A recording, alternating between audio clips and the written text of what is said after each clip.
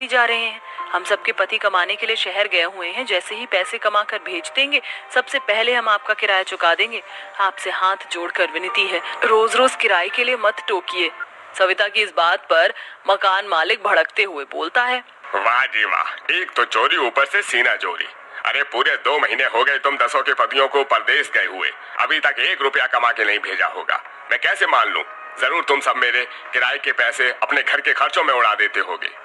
अगर इतनी ही शर्म लाज लगती है तो तुम सब मेरा किराया भर दो। मुझको भी थोड़ी ना शौक लगा है ये रोज रोज ठंड में आकर किराया मांगने का।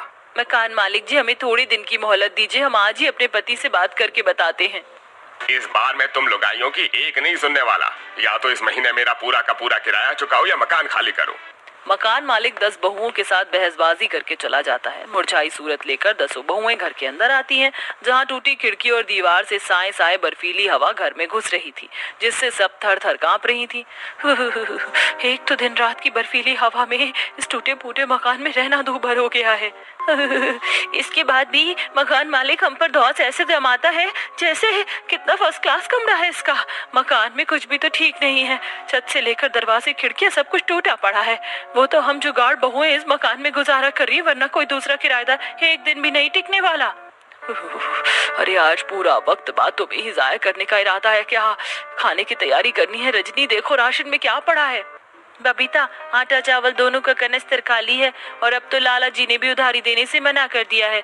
इसे कहते हैं कंगाली में आटा गीला होना। हमारे हाथ में तो पैसा कौड़ी भी नहीं है। घर का चूल्हा किस प्रकार जलेगा? ऊपर से ठंड का मौसम अलग से कहर ढा रहा है। तभी ललिता सविता को जंगल जाते देखकर बाकी 8 बहुएं भी उनके पीछे पीछे हो लेती है। भयंकर सर्दी में कोहरे की सफेद चादर में पूरा गांव ढका था। अड़ोसी पड़ोसी अपने मकानों के अंदर मखमली रजाई में पड़े थे। कोई हीटर की गर्माहट में सुख चैन में बैठा था, तो कोई ठंड के मौसम के लजीज पकवानों के लुत्फ उठा रहे थे। वहीं गंगा की 10 बहुएं थर थर कांपते हुए जंगल में आती हैं, जहाँ घने पेड़ों की जड़ें पूरी जमीन में जकड़ी हुई थी और जंगल घना होने की वजह से हल्का अंधियार भी छाया था।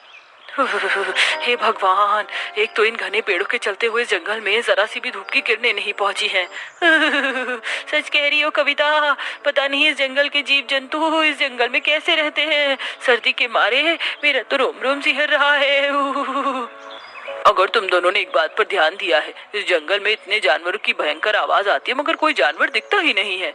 पूनम के इस प्रश्न का जवाब देते हुए शीला कहती है, पूनम, जंगली जानवर केवल गर्मी के मौसम में ताजी हवा खाने के लिए खुले मैदान में रहते हैं, मगर सर्दी का मौसम आते ही वो अपने लिए पेड़ों के अंदर मांद बना लेते हैं। पेड़ों के अंदर बहुत गर्माहट होती है।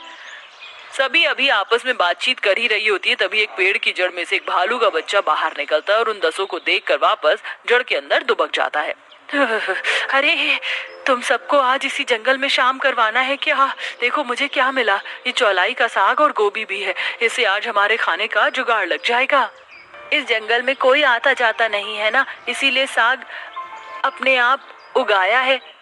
10 जुगाड़ बहुएं अलग अलग भाग में बांट कर जरूरत की चीजें इकट्ठा करती हैं। कोई सूखे पत्ते बटोरती है तो कोई लकड़ी काटती है। वहीं बाकी बहुएं फल फूल इकट्ठा करके वापस अपने घर लौट आती हैं और खाना बनाकर भरण पोषण करती हैं। इसी तरह ठंड के कहर में 10 जुगाड़ बहुओं की कश्मकश भरी जिंदगी गुजर रही थी। और एक दिन भयंकर ठंड में सुबह सुबह मकान मालिक गुस्से में लाल पीला होकर आता है और उन सब का सामान उठा उठा कर बाहर फेंकने लगता है।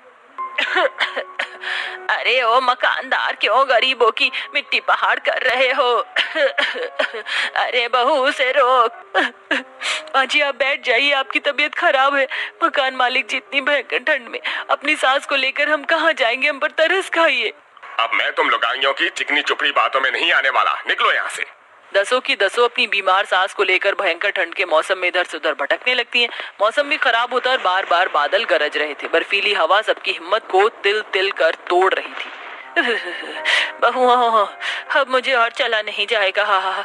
मुझे बड़ी जोर का जाड़ा लग रहा है। लगता है आज इस ठंड में मेरी मिट्टी उठ जाएगी। अपनी सास की ठंड से बिगड़ती हालत को देखकर 10 की आंखों से झरझर आंसू बहने लगता है।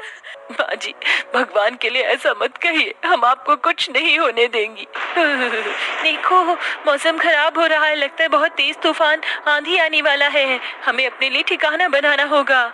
10 को जंगल के अलावा कोई दूसरा चारा नजर नहीं आता। सब कप कपाते हुए जंगल में प्रवेश करती हैं। तभी चंपा बबीता पेड़ों के अंदर जानवरों का बसेरा देखती है और उन्हें जुगाड़ सूझता है।